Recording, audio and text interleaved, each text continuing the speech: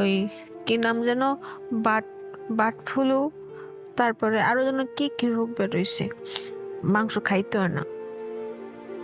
আর তোমার তোমার মায়েরও তো মাংস পছন্দ না, তোমারও তো মাংস খেতে মন চাই কে? হুম? সারাদিন এত খাই খাই করবা না কখন।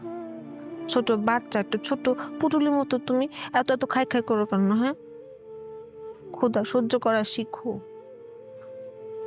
এত খাই খাই করতে হয় না।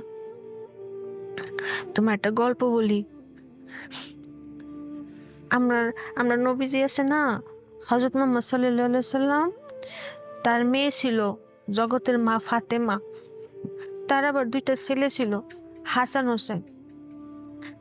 তারাও না এই ক্ষুধার জ্বালা সহ্য করছে। তো তুমি তো সাধারণ মায়ের সাধারণ সন্তান, তুমি পারতা না? তুমিও পারবে।